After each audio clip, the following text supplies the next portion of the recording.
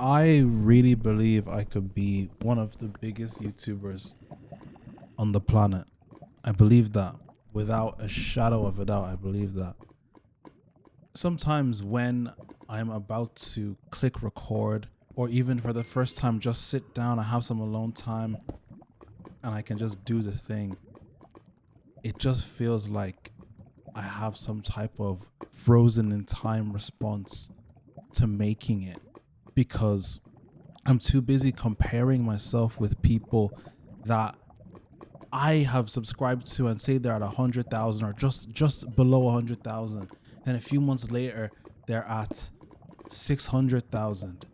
And then I'm like, oh, whoa, so people can make it. And then sometimes one of their videos blows up, and then I'd remember the video blew up, and then I'll go back and check how many views their video has, because if I'm honest with myself, I'm just envious of how I feel I should be operating, but I'm just stuck consuming instead of creating.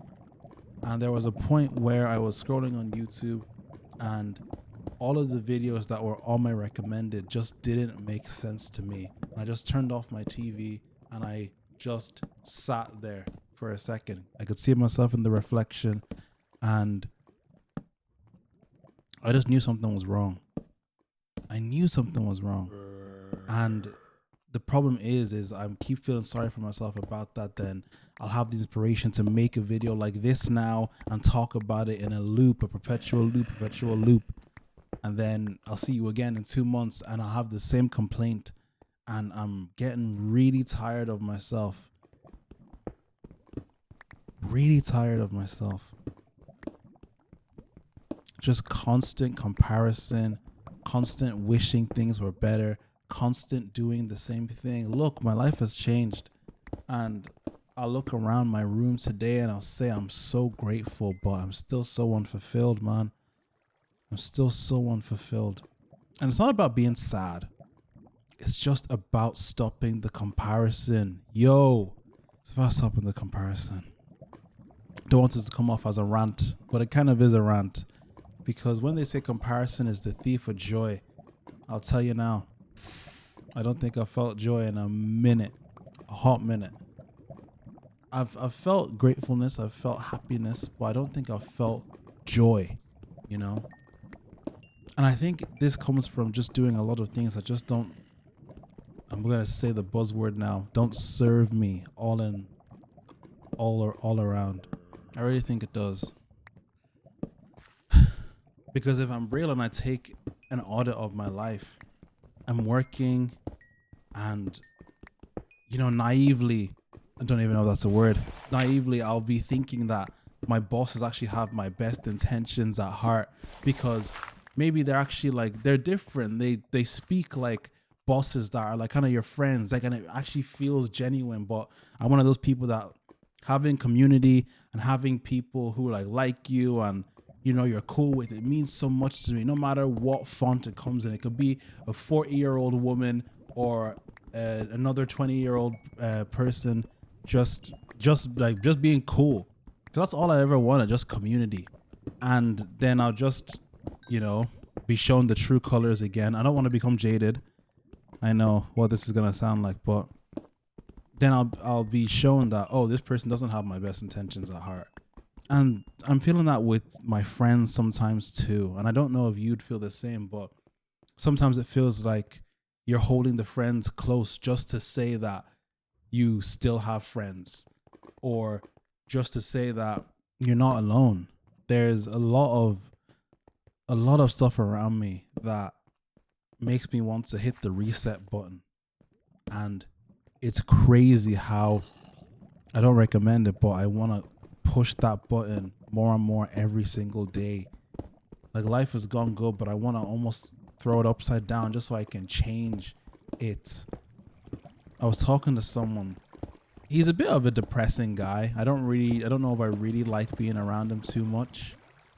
And he said that life isn't all that interesting anyways. You just kind of stick to your job and get stuff done. But I want to just say, this is my platform. That is such a loser mentality, genuinely. What? So you're prepared to die at your job at the age of like 20 just because you think that's how it's supposed to go? That's your point B now. Then point C is gonna be get married. Point D is gonna die. Come on, dude. Or sorry, I should say unalive. But you know, that can't be it. This can't be it. Even just being in this new apartment I'm in now is a change. I was living with my parents not too long ago, like 2 years ago. And now I haven't been living with them for 2 years. That's a change. Things can change. It's really bad to just think you can't progress from where you are, because what else are you gonna do? Genuinely, what else are you gonna do? The only way I see life is I either progress or I die. That's it. Because if I'm not doing something that's gonna serve me or is gonna make my life more interesting or get me to a point where I can enjoy life comfortably, you know, whether it be financially, socially, you know, fitness wise, physically, mentally, then what's the point?